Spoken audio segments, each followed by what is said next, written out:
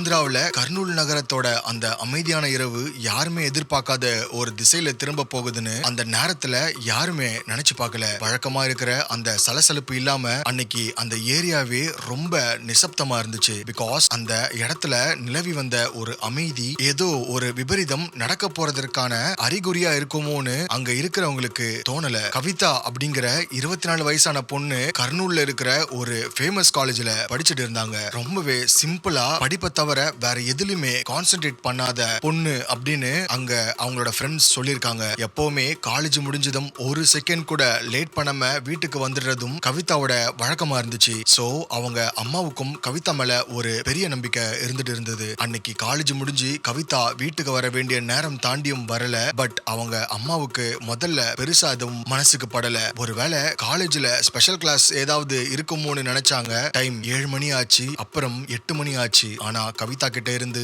எந்த ஒரு போன் காலும் வரல. இது அவங்க அம்மாவோட மனசுல ஒரு சின்ன சலசலப்பை ஏற்படுத்துச்சு. அந்த நேரத்துல ஆந்திராவில காலநிலை கொஞ்சம் மந்தமா இருந்துச்சு. ஆல்சோ கவிதாவோட செல்போனுக்கு கால் பண்ணப்போ அது நாட் ரீச்சபிள் அப்படின்னு வந்திருக்கு. இது அவங்க அம்மாவை இன்னும் டிஸ்டர்ப் பண்ணிருக்கு. கவிதா எப்பவுமே போன் பேட்டரிய ஃபுல்லா சார்ஜ் பண்ணி வச்சிருப்பாங்க. திடீர்னு போன் சுவிட்ச் ஆஃப் ஆனது அவங்களுக்கு பெரிய சந்தேகத்தையும் ஏற்படுத்திருக்கு. பக்கத்து வீட்டுல இருக்கிறவங்க கிட்ட கவிதாவோட அம்மா இந்த விஷயத்த சொன்னாங்க. அவங்க எல்லாரும் சேர்ந்து கவிதாவோட ஃப்ரெண்ட்ஸுக்கு கால் பண்ணி விசாரிக்க ஆரம்பிச்சாங்க. ஆனா எல்லா ஃப்ரெண்ட்ஸும் சொன்ன ஒரே பதில் கவிதா 5 மணிக்கே காலேஜ் கேட்டை விட்டு வெளியே போயிட்டா அப்படிங்கறது தான். அந்த நிமிஷம் அவங்க அம்மாவுக்கு கை கால் எல்லாம் நடுங்க ஆரம்பிக்குது. ஆல்சோ கவிதா வீட்டுக்கு வர்ற அந்த பாதையில இருக்கிற சில இடங்கள் ரொம்பவே இருட்டா டார்க் ஸ்பாட்ஸ் அதிகமா இருக்கும் அப்படிங்கிறது அவங்க அம்மாவுக்கு தெரிஞ்ச ஒரு விஷயம் தான். அந்த பகுதியில இருக்கிற தெருவிளக்குகள் கூட சரியா எரியாதது ஒரு பெரிய பிரச்சனையா அந்த நேரத்துல இருந்தது. கவிதா அந்த வழியா வரும்போது ஏதாவது நடந்திருக்குமோ அப்படிங்கிற பயம் அங்க இருந்த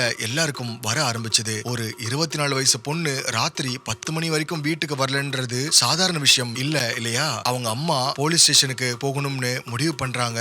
சோ அந்த பகுதியில் இருக்கிற லோக்கல் போலீஸ் ஸ்டேஷனுக்கு போய் கவிதாவை காணும்னு ஒரு ஃபார்மல் கம்ப்ளைண்ட் கொடுக்கறாங்க. அங்க இருந்த போலீஸ் ஆபீசர்ஸ் கவிதாவோட போட்டோவை வாங்கிட்டு அவங்களோட டீடைல்ஸ் எல்லாத்தையும் நோட் பண்ணிக்கிறாங்க. ஒரு இன்வெஸ்டிகேஷன் டீமையும் உடனே கவிதா வந்த பாதையை சர்ச் பண்றதுக்காக அனுப்பி வைக்கிறாங்க. அந்த இடத்துல நிலவிய சூழல் ரொம்ப விசித்திரமா இருந்துச்சு. பிகாஸ் கவிதா காணாம போன அந்த ரூட்ல இருக்கிற சில சிசிடிவி கேமராக்களை செக் பண்ணப்போ கவிதா ஒரு குறிப்பிட்ட பாயிண்ட் வரைக்கும் நடந்து வர்றது தெரிஞ்சிருக்கு. ஆனா அதுக்கப்புறம் இருக்கிற ஒரு இருட்டான வளைவுல அவங்க மறைஞ்சு போறது அந்த வீடியோல பதிவாகி இருக்கு. அதுக்கப்புறம் அவங்க எங்க போனாங்க அப்படிங்கிற எந்த ஒரு தடயமும் இல்ல. போலீஸ் டீம் அந்த இருட்டான வளைவுல இருக்கிற புதர்கள் மற்றும் மரங்கள் இருந்த பகுதியில தேட ஆரம்பிக்கிறாங்க. ஆல்சோ அந்த இடத்துல பெஞ்சிட்டு இருந்த லேசான மழையால தரையெல்லாம் ரொம்ப சேரும் சகதியுமா இருந்துச்சு. அங்க மனித நடமாட்டம் இருந்ததற்கான சில காலடி தடங்கள் பதிவாகி இருந்துச்சு. அந்த தடயங்கள் கவிதாவுடையதா இல்ல வேற யாராச்சோடையதா அப்படின்னு போலீஸ் யோசிக்கிறாங்க. திடீர்னு ஒரு மரத்துக்கு அடியில கவிதாவோட காலேஜ் பேக் கிழிஞ்ச நிலையில கிடக்கிறத ஒரு போலீஸ் இன்ஸ்பெக்டர் பாக்குறாரு. அந்த பேக்கை பார்த்ததும் கவிதாவோட அம்மாவுக்கு தலை சுத்த ஆரம்பிச்சது. பிகாஸ் அந்த பேக்ல கவிதாவோட ஐடி கார்டு அண்ட் சில புக்ஸ் சிதறி கிடந்தது. அந்த இடத்துல ஏதோ அப்நார்மலான விஷயம் நடந்ததற்கான அறிகுறிகளும் அங்க தென்பட்டுச்சு. இந்த இடத்தை சுத்தி போலீஸ் ஐசோலேட் பண்றாங்க. சோ அங்க இருக்கிற ஒவ்வொரு செடி கொடிகளையும் ரொம்ப நுணுக்கமா சர்ச் பண்றாங்க. ஒரு இடத்துல புதருக்கு இடையில இருந்த புற்கள் எல்லாம் நசுங்கி போய் யாரோ ஒருத்தரை இழுத்துட்டு போன மாதிரியான ஒரு தடம் அந்த புதருக்குள்ள ஒரு வழியா போயிருந்தது. போலீஸ் அந்த புதருக்குள்ள டார்ச் லைட் அடிச்சு பார்த்தப்போ அங்க ஒரு அதிர்ச்சியான காட்சி அவங்களுக்காக காத்துட்டு இருந்துச்சு. எஸ் அட்வொகேட்ஸ், கவிதா அந்த இடத்துல அசைவில்லாம ஆடைகள் இல்லாம கிடந்திருக்காங்க. அவங்களுடைய ஆடைகள் எல்லாமே பீசு பீசா கிழிக்கப்பட்டு அங்க பக்கத்துல சிதறி போயிருந்தது. அந்த சூழலை பார்த்தாலே அங்க ஒரு கொடூரமான சம்பவம் நடந்திருக்கிறது போலீஸுக்கு தெளிவா புரிய வருது. அந்த சம்பவ இடத்துல கவிதாவோட உடல் கிடந்த விதம் ரொம்பவே பரிதாபமா இருந்துச்சு. அவங்க கழுத்துல ஆழமான நகைக்கீறல்கள் அண்ட் யாரோ பலமா அழுத்தினதுக்கான தழும்புகளும் இருந்திருக்கு. ஆல்சோ கவிதாவோட கண்கள்ல ஒரு விதமான மரண பயம் இன்னும் அப்படியே தேங்கி நின்ன மாதிரி கண்கள் மூடாம இருந்துச்சு. அங்க இருந்த ஃபாரன்சிக் டீம் கவிதாவோட உடலை சுத்தி இருக்கிற ஒவ்வொரு சின்ன துகள்களையும் சேகரிக்க ஆரம்பிச்சாங்க. அந்த பகுதியில மண்ணுல பதிஞ்சிருந்த காலடி தடங்கள் ரெண்டும் வெவ்வேறு நபர்களா இருக்கலாம்னு போலீஸ் சந்தேகப்படுறாங்க. பிகாஸ் ஒருத்தருடைய காலடி தடம் ரொம்ப பெருசாவும் இன்னொன்னு கொஞ்சம் சின்னதாகவும் இருந்தது. அந்த தடயங்கள் கவிதாவை அந்த புதருக்குள்ள இழுத்துட்டு போகும்போது உருவானதா இருக்கலாம்னு போலீஸ் நோட் பண்ணிருக்காங்க. கவிதாவோட உடல்ல சில இடங்கள்ல காயங்களும் இருந்திருக்கு. அது அவங்க தப்பிக்க முயற்சி பண்ணப்போ ஏற்பட்ட காயங்களா இருக்கலாம்னு அசியூம் பண்றாங்க. ஆல்சோ அவங்க உடம்புல சில மர்மமான திரவங்கள் கரைப்படிஞ்சு இருந்ததையும் போலீஸ் அண்ட் ஃபாரன்சிக் எக்ஸ்பர்ட்ஸ் கவனிக்கிறாங்க. இது பாலியல் துஷ்பிரயோகம் செய்யப்பட்டிருக்கலாம் அப்படிங்கிற சந்தேகத்தையும் ரொம்பவே ஸ்ட்ராங்கா உறுதிப்படுத்துச்சு. அந்த இடத்தை சுத்தி இருந்த சில செடிகள்ல சில துணி இழைகளும் சிக்கி இருந்துச்சு. அந்த இடத்துல இருந்து ஒரு சிறிய செயின் துண்டும் போலீஸுக்கு கிடைச்சது. அது கவிதாவோடதா இல்ல அந்த சம்பவத்தில் ஈடுபட்ட நபர்களதா அப்படின்னு போலீஸ் யோசிக்கிறாங்க. பிகாஸ் கவிதாவோட கழுத்துல இருந்த செயின் அப்படியே தான் இருந்திருக்கு. சோ அந்த செயின் துண்டு அந்த இடத்துல இருந்த ஒரு முக்கியமான க்ளூவா பார்க்கப்பட்டுச்சு. போலீஸ் அத ஒரு பிளாஸ்டிக் கவர்ல சேகரிச்சு லேபுக்கும் அனுப்புறாங்க. போலீஸ் அந்த உடலை மீட்டு போஸ்ட்மார்ட்டம் பண்றதுக்காக அரசு மருத்துவமனைக்கும் அனுப்பி வைக்கிறாங்க. அந்த ஆட்டாப்சி ரிப்போர்ட் வந்தாதான் கவிதாவுக்கு என்ன நடந்ததற்கான முழு விவரமும் தெரிய வரும். ஆல்சோ அவங்க உடம்புல இருந்த அந்த காயங்கள் எந்த நேரத்துல ஏற்பட்டதுன்னு கண்டுபிடிக்கிறது ரொம்ப முக்கியமா இருந்தது. இந்த சம்பவம் அந்த கர்னூல் சிட்டியவே ஒரு நிமிஷம் உலுக்கி போட்டுச்சு. மனுஷனோட மனசுக்குள்ள மறைஞ்சிருக்கிற அந்த மிருகத்தனம் எப்ப வெளியே வரும்னு யாருக்குமே தெரியாது. ஒரு சாதாரண நாளா ஆரம்பிச்ச அந்த பொழுது கவிதாவோட வாழ்க்கையில ஒரு பெரிய இருளா எப்படி மாறுச்சு. அந்த அமைதியான சாலையில அவங்க எப்பவும் போல வீட்டுக்கு தானே போயிட்டு இருந்தாங்க. அப்புறம் ஏன் இப்படி ஒரு சம்பவம் அவங்களுக்கு நடக்கணும்? இந்த சம்பவத்துல ஒரு பொண்ணு தனியா வீட்டுக்கு வர்றது அவ்வளவு பெரிய தப்பா? இந்த சம்பவத்துக்கு பின்னால இருக்கிறது அந்த நபரா இல்ல நபர்களா? கில்லர் எப்போல இருந்து கவிதாவை ஃபாலோ பண்ணிட்டு இருந்தாங்க? கவிதாக்கும் கில்லருக்கும் ஏதாவது முன்னாடியே பழக்கம் இருந்திருக்குமான்னு இப்படி ஆந்திரா போலீஸுக்கு முன்னாடி 1000 கேள்விகள் ஓடிட்டு இருந்து ஒட்டுமொத்த இந்தியாவையே உழுக்கின கவிதாவோட கேஸை தான் இன்னைக்கு வீடியோல நம்ம பார்க்க போறோம். இது வரைக்கும் இந்த வீடியோவை லைக் பண்ணாம பார்த்துட்டு இருந்தீங்கன்னா உடனே லைக் பண்ணிட்டு சப்ஸ்கிரைப் பண்ணிக்கோங்க. இந்த வீடியோல காட்ட முடியாத பல சென்சிட்டிவான இமேஜஸ் என்னோட டெலிகிராம்ல அப்டேட் பண்ணுவேன். ப்ரொஃபைல்ல இருக்க லிங்கை கிளிக் பண்ணிட்டு அங்கேயும் ஜாயின் பண்ணிக்கோங்க. Without further delay let's get into the case. நீங்க பார்த்துட்டு இருக்கிறது ஆனந்த் ஆர்கேவ் யூடியூப் சேனல். நான் உங்க ஆனந்த்.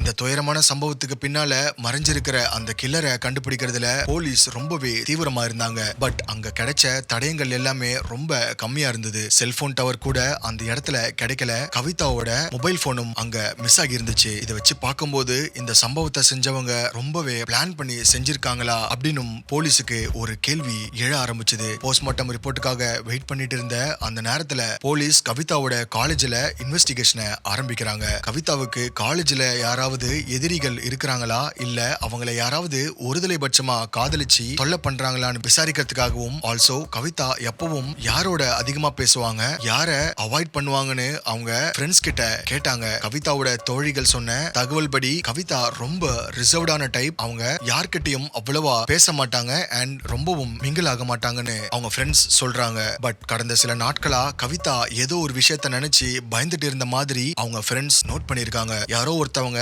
அவங்கள தொடர்ந்து ஃபாலோ பண்ற மாதிரி அவங்களுக்கு ஒரு ஃபீல் இருந்திருக்கு. ஆனா அது அவங்க ஃப்ரெண்ட்ஸ் கிட்டயும் முழுசா சொல்லல. இந்த தகவல்களை வச்சு போலீஸ் அந்த காலேஜ் கேம்பஸ்ல இருந்த எல்லா சிசிடிவி ஃபுட்டேஜஸையும் லாஸ்ட் 1 வீக் ரெக்கார்டை செக் பண்றாங்க. ஆல்சோ கவிதா வர அந்த பஸ் ஸ்டாப்ல இருக்கிற சில கடைகள்லயும் விசாரிக்கிறாங்க. அங்க இருக்கிற ஒரு டீ கடைக்காரர் சொன்ன ஒரு விஷயம் போலீஸுக்கு ரொம்ப முக்கியமானதா தோணுச்சு. ஒரு பைக்கோட நம்பர் அவர் நோட் பண்ணி வச்சிருக்கிறதா சொன்னாரு. அந்த பைக்ல 2 பேர் கவிதா வர்ற அதே நேரத்துல அந்த பக்கமா சுத்திட்டு இருந்திருக்காங்க. பிகாஸ் அவங்க பார்வை ஒரு மாதிரி சரியில்லாததால அந்த டீ கடைக்காரர் அவங்கள சஸ்பெக்ட் பண்ணி தொடர்ந்து அவங்கள கவனிச்சிருக்காரு. அந்த பைக்கோட மாடல் அண்ட் கலர் போலீஸுக்கு ஒரு பெரிய லீட் கொடுத்துச்சு. ஆல்சோ அந்த பகுதியில் இருக்கிற மத்த கடைகள்ல இருக்கிற கேமராஸை செக் பண்ணி அந்த பைக்கை ட்ராக் பண்ண ஆரம்பிச்சாங்க. அந்த பைக்கோட உரிமையாளர் யாருன்னு பார்த்தப்போ அது லோக்கல் மெக்கானிக் ஷாப்புக்கு சொந்தமான வண்டின்னு தெரிய வந்துச்சு. சோ போலீஸ் உடனே அந்த ஷாப்புக்கு விசிட் பண்றாங்க. அந்த ஷாப்ல வேலை செய்யற சில இளைஞர்கள் மேல போலீஸுக்கு சந்தேகம் வந்துச்சு. ஆனா அவங்க யாருமே அங்க இல்ல. லீவு போட்டுட்டு போனதா அந்த ஷாப்போட ஓனர் போலீஸ் கிட்ட சொல்லிருக்காரு. இது போலீஸோட சந்தேகத்தை இன்னும் அதிகமாக்குச்சு. இதற்கிடையில கவிதாவோட ஆட்டாப்சி ரிப்போர்ட்டும் போலீஸ் கைக்கு வருது. ரிப்போர்ட்ல சொல்லப்பட்டிருந்த விஷயங்கள் ரொம்பவே அதிர்ச்சியாவும் போலீஸுக்கு ஸ்ட்ரேஞ்சாவும் இருந்துச்சு. கவிதாவோட உடல்ல ஒருத்தருக்கும் மேல பாலியல் துஷ்பிரயோகம் செய்ததற்கான அறிகுறிகள் இருந்திருக்கு. ஆல்சோ அவங்க கழுத்து நெரிக்கப்பட்டதால தான் மூச்சு திணறி இறந்து போயிருக்காங்க. அவங்களுடைய அவங்களுடைய நகங்களுக்கு அடியில வேற ஒரு நபரோட தோலும் ரெட் கலர்ல ஸ்டெயின்ஸும் இருந்திருக்கு. இது கவிதா அந்த நபர்களோட போராடி இருக்காங்க அப்படிங்கறத ரொம்பவே ஸ்ட்ராங்கா ரெஜிஸ்டர் பண்ணிருக்கு. கவிதாவோட நகங்கள் இருந்த அந்த டிஎன்ஏ சாம்பிள்ஸ போலீஸ் ரொம்பவே கேர்ஃபுல்லா எடுத்து லேபுக்கு அனுப்பியிருக்காங்க. பிகாஸ் இந்த டிஎன்ஏ ரிப்போர்ட் தான் குற்றவாளிகளை அடையாளப்படுத்துறதுக்காக ஒரு மெயின் ரோல் பிளேவா இருக்க போகுதுன்னு அப்ப போலீஸ் நினைச்சாங்க. அந்த நபர்களுடைய டிஎன்ஏ மேட்ச் ஆனா அவங்க தப்பிக்கவே முடியாது இல்லையா? ஆல்சோ அந்த அட்டாப்சி ரிப்போர்ட்ல கவிதாவோட உடம்புல ஒரு குறிப்பிட்ட கெமிக்கல் கலந்திருக்கிறதா மென்ஷன் பண்ணியிருந்தது. அது ஒரு விதமான மயக்க மருந்தா இருக்கலாம்னு டாக்டர்ஸ் சந்தேகப்பட்டாங்க. சோ கவிதாவை முதல்ல அந்த நபர்கள் மயங்க வச்சு அதுக்கப்புறம் அந்த பாலியல் சம்பவத்துல ஈடுபட்டு இருக்கணும்னு கெஸ் பண்றாங்க. அந்த மயக்க மருந்து எப்படி அவங்க உடம்புக்குள்ள போச்சுங்கிறது அடுத்த மிகப்பெரிய கேள்வியா இருந்துச்சு. போலீஸ் அந்த மெக்கானிக் ஷாப்ல வேலை செஞ்ச சுரேஷ் அண்ட் மகேஷ் அப்படிங்கிற 2 பேரையும் தேட ஆரம்பிக்கிறாங்க. இவங்க 2 பேரும் சம்பவம் நடந்த அன்னைக்கு நைட்ல இருந்து தலைமறைவா இருக்காங்க. பிகாஸ் அவங்களோட செல்போன் சிக்னல்ஸ் எல்லாமே கவிதா காணாம போன அந்த இடத்தை சுத்தியே தான் காமிச்சிருக்கு. இது அவங்க மேல இருந்த சந்தேகத்தை 100% உறுதி பண்ணிருக்கு. சுரேஷ் அண்ட் மகேஷ் 2 பேரும் கர்னூல் பக்கத்துல இருக்கிற ஒரு சின்ன கிராமத்துல ஒளிஞ்சிருக்கிறதா போலீஸுக்கு ஒரு சீக்ரெட் மெசேஜ் வருது. சோ ஒரு ஸ்பெஷல் டீம் உடனே அந்த இடத்துக்கு கிளம்பி போய் அவங்கள சர்ச் பண்ணிருக்காங்க. போலீஸா பார்த்ததும் அவங்க 2 பேரும் தப்பிக்க முயற்சி பண்ணிருக்காங்க. ஆனா போலீஸ் அவங்கள ரொம்பவே சாமர்த்தியமா லாக் பண்ணி அவங்கள அரெஸ்ட் பண்ணி போலீஸ் ஸ்டேஷனுக்கு கூட்டிட்டு வராங்க. போலீஸ் ஸ்டேஷன்ல அவங்க கிட்ட விசாரணை ஸ்டார்ட் பண்ணப்ப முதல்ல அவங்க 2 பேரும் எதுவுமே தெரியாதுன்னு சாதிச்சாங்க. பட் அவங்க உடம்புல அங்கங்க கீறல்கள் அண்ட் காயங்கள் இருந்தத போலீஸ் கவனிச்சாங்க. அந்த காயங்கள் எப்படி வந்துச்சுன்னு கேட்டப்போ அவங்க முன்னுக்கு பின் முரணா பதில் சொன்னாங்க. ஆல்சோ அவங்க வச்சிருந்த ஒரு பேக்ல கவிதாவோட காணாம போன செல்போன் இருந்திருக்கு. கவிதாவோட சேத பார்த்ததும் போலீஸ் அவங்க பாணியில விசாரிக்க அந்த 2 பேரும் கொஞ்ச நேரத்திலேயே அந்த கொலைய நாங்க தான் பண்ணோம் அப்படின்னு சொல்ல ஆரம்பிச்சாங்க. கவிதாவை அவங்க ரொம்ப நாளா ஃபாலோ பண்ணிட்டு இருந்ததாகவும் அன்னைக்கு நைட் யாரும் இல்லாத நேரத்துல அவங்கள கடத்தி அந்த புதருக்குள்ள கொண்டு போனதாகவும் ஒத்துக்கிட்டாங்க. அந்த சம்பவத்தை எப்படி செஞ்சாங்கன்னு அவன் விவரிச்ச விதம் ரொம்பவே கொடூரமா இருந்துச்சு. கவிதா பயத்துல கத்தனப்போ அவங்க பாய பொத்தி சுரேஷ் தான் அவங்க கழுத்தை நெரிச்சிருக்கான். ஆல்சோ மகேஷ் கவிதாவோட கை கால்களை இறுக்கமா பிடிச்சிருக்கான். கவிதா அவங்க கிட்ட இருந்து தப்பிக்க சுரேஷோட கைய பிடிச்சிருக்காங்க. அதனாலதான் அவனோட கையில காயம் ஏற்பட்டிருக்கு. சுரேஷோட நகத்துல இருந்து எடுக்கப்பட்ட ரெட் ஸ்டெயின்ஸ் கவிதாவோட நகத்துல இருந்த அந்த டிஎன்ஏ டிஷ்யூஸ் பக்காவா மேட்ச் ஆயிருக்கு. அந்த அட்டாப்சி ரிப்போர்ட்ல சொன்ன அந்த மயக்க மருந்து சுரேஷ் தான் கவிதாவோட முகத்துல ஸ்ப்ரே பண்ணிருக்கான் அப்படிங்கறத கன்ஃபெஷன்ல சொல்லியிருக்கான். கவிதா மயக்கம் அடையறதுக்கு முன்னாடி அவங்கள இந்த பொறுக்கிங்க மாறி மாறி பாலியல் துஷ்பிரயோகம் பண்ணிருக்கானுங்க. அந்த இடத்துல கிடைச்ச அந்த சின்ன செயின் துண்டும் மகேஷோடது தானும் கன்ஃபார்ம் ஆச்சு. அவன் கவிதாவை இழுத்துட்டு போகும்போது அவனோட செயின் அருந்து அங்கேயே விழுந்திருக்கு. சோ அந்த க்ளூவும் அவங்கள மொத்தமா காட்டி கொடுத்திருக்கு. சுரேஷ் மற்றும் மகேஷ் 2 பேரும் கவிதாவோட அந்த அழகான வாழ்க்கைய ஒரு நொடியிலேயே சதிச்சிருக்கானுங்க. இந்த சம்பவம் ஒட்டுமொத்த ஆந்திராவில ஒரு பெரிய அதிர்வலையை ஏற்படுத்துச்சு. இந்த சம்பவத்துல இன்வால்வ் ஆன மகேஷ் அண்ட் சுரேஷ் 2 பேரும் கவிதாவோட காலேஜ்ல இருக்கிற ஒரு கேன்டீன்ல பார்ட் டைம்ல வேலை பார்த்துட்டு இருக்கானுங்க. அங்கதான் கவிதாவை அவங்க முதலா பார்த்திருக்கானுங்க. ஆல்சோ அவங்க கவிதாவை அடையணும்னு 1 மாசமா பிளான் பண்ணிருக்கானுங்க. இது ஒரு திடீர் ஆத்திரத்துல நடந்த சம்பவம் இல்ல. இது ரொம்ப நுணுக்கமா பிளான் பண்ணி நடத்தப்பட்ட சம்பவம். அந்த சம்பவத்துல கவிதா இறந்துடுவாங்கன்னு அவங்க நினைக்கல. ஆனா கவிதா கத்தன பயத்துல அவங்க கழுத்தை ரொம்ப வேகமா அழுத்திருக்கானுங்க. சோ கவிதா இறந்துட்டாங்கன்னு தெரிஞ்சதும் அவங்க உடலை அங்கேயே போட்டுட்டு தப்பிச்சு போயிருக்கானுங்க. ஆனா சட்டத்தோட பிடியில இருந்து அவங்களால தப்பிக்க முடியல. அந்த forensic evidence and DNA report தான் அவங்கள சட்டத்துக்கு முன்னாடி நிறுத்திருக்கு. கவிதாவோட அம்மாவுக்கு இந்த நீதி கிடைச்சாலும் அவங்க மகளோட இழப்பை எதனாலையும் ஈடுகட்ட முடியல. ஆந்திரா கர்னூல்ல நடந்த இந்த சம்பவம் ஒரு பெரிய பதட்டத்தை பெண்கள் மத்தியில உருவாகுச்சு. ஒரு குற்றவாளி எவ்வளவுதான் சாமர்த்தியமா பிளான் பண்ணாலும் அவன் செய்யற ஒரு சின்ன தப்பு அவனை கண்டிப்பா காட்டி கொடுத்துடும். மகேஷ் மற்றும் சுரேஷுக்கு சட்டப்படி கடுமையான தண்டனை கிடைச்சது. இந்த கதையில நம்ம பார்த்தது ஒரு 24 வயசு பொண்ணோட போராட்டம். அவங்க கடைசி நிமிஷம் வரைக்கும் அந்த 2 மிருகங்கள் கிட்ட இருந்து தப்பிக்க முயற்சி பண்ணாங்க. பட் விதி அவங்களுக்கு எதிரா முடிஞ்சிச்சு. ஆந்திரா சிட்டி இப்போ கொஞ்சம் அமைதியா இருக்கலாம். ஆனா கவிதாவோட அந்த நினைவு அங்க இருக்கிற ஒவ்வொருத்தர் மனசுலயும் ஒரு மறக்க முடியாத வடுவா இருக்கும். இந்த கேஸ் சால்வ் பண்றதுல அந்த போலீஸ் ஸ்டேஷன் டீம் காமிச்ச வேகம் முக்கியமானதுன்னு நம்ம சொல்லி அப்ரிஷியேட் பண்ணியே ஆகணும். ஆல்சோ அந்த autopsy report and DNA analysis தான் இந்த கேஸோட முதுகெலும்பா இருந்திருக்கு. குற்றவாளிகள் யாருன்னு தெரியாம இருந்தப்போ அறிவியல் பூர்வமா இந்த ஆதாரங்கள் தான் அவங்கள வெளிச்சத்துக்கு கொண்டு வந்துச்சு. நீதி தாமதமா கிடைச்சாலும் அது கண்டிப்பா கிடைக்கும் அப்படிங்கிறதுக்கு இந்த சம்பவம் ஒரு முக்கிய உதாரணம். கவிதாவோட அந்த பாதை இனிமேல் யாருக்கும் ஆபத்தானதா இருக்க கூடாதுன்னு அந்த இடத்துல இடத்துல இப்போ நிறைய பாதுகாப்பு வசதிகள் செய்யப்பட்டு இருக்கு. மகேஷ் அண்ட் சுரேஷ் இப்போ ஜெயில கம்பிகளுக்கு பின்னாடி அவங்க செஞ்ச பாவத்துக்கு அனுபவிச்சுட்டு இருக்காங்க. ஆனா ஒரு உயிரற்ற உடலா கவிதா போனது அந்த குடும்பத்துக்கு ஒரு ஆறாத வடுவா இன்னும் இருக்கு. ஏன்னா சில குற்றங்களுக்கு மன்னிப்பே கிடையாது.